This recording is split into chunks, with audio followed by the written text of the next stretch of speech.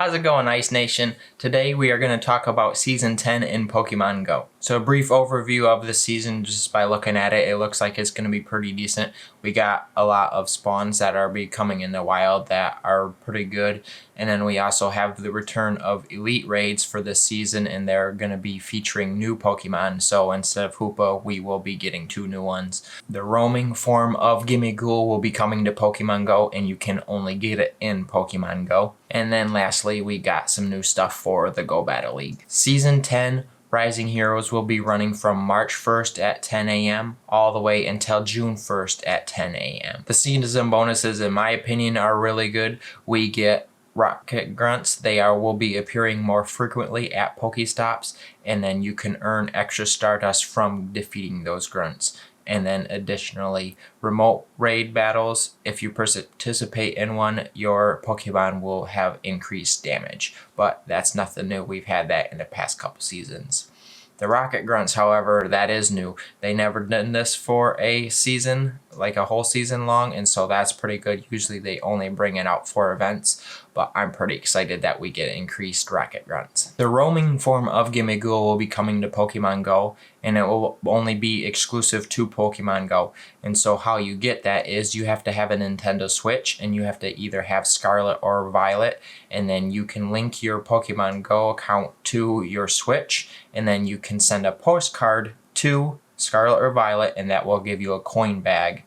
And then the coin bag, it works just like a regular incense or a mystery box. You can use it once per day. It will last for 30 minutes, and it spawns Gimmighouls, and then you just collect them. You also have the opportunity to get a golden lure module, and what that does is you can use it just like a regular lure module on a Pokestop. It turns it gold, and then every time you spin it, you can get golden coins. And you need 999 golden coins to evolve your Gimmighoul. Elite Raids are returning this season, and we get 2 new bosses coming from Elite Raids, and they will be 2 new Regis. We get Regieleki and Regidrago. Previously, they did Hoopa the last 2 times, and Hoopa's not really good for much. I mean, a lot of people got sick of it, but we get 2 new ones, and so hopefully this will spice Elite Raids up. Now for Elite Raids, you need to be in person to do them. You cannot remote into them. So you will have to go to the gyms that are spawning the Elite Raids and then do them in person. They will be hatching at 11 a.m., 2 p.m., and 5 p.m., and then they last for 30 minutes. Also for this part of the season for Go Battle League, we will be getting some new cups introduced, and it will be a Fantasy Cup, which will be in the Ultra League. We get a Color Cup that will be featured in a Great League, a Mountain Cup that will be also featured in the Great League, and then we get a Spring Cup that will be featured in the Great League. Our research breakthrough will be featuring 6 Pokemon this time, just like the previous season, instead of only featuring 1, so that's kind of nice. And these Pokemon are Paris, Pinsir, Snorlax, Gible, Furfrou, and Goomy. So as the seasons change, different Pokemon will be appearing all over the world. For our city spawns, we have Voltorb, Porygon, Togetic, Gardevoir, Purloin, Trubbish, and Elgyem. The ones you want to focus on here will be Togetic, because it evolves into Togekiss, and that is very good for the Go Battle League, and it also is a very good fairy type attacker as well. Gardevoir has a Mega, so you can stock up on some candies, or you can ultimately hunt for a good one if you need them.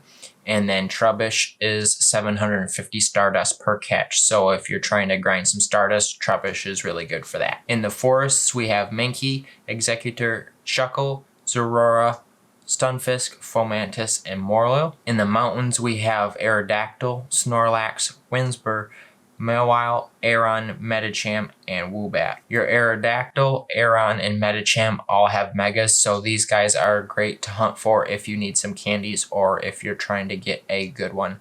And then Mawile will also be spawning. This will have a future Mega, but Mawile previously you could only get them from raids, and then they had them spawning in the wild for the Hoenn tour, and this is the first time they did that, and now they're going to be spawning in the wild, so that's a really good addition. And then lastly for water, we have Psyduck, Slowpoke, Hisuian Quailfish, Manatine, Luminian, Frillish, and Goomy. Frillish evolves into Jellicent, and that is really good for the Go Battle League, so he will be a nice one to hunt for if you're trying to build a Go Battle League team. We have some exclusive Pokemon coming for the hemispheres.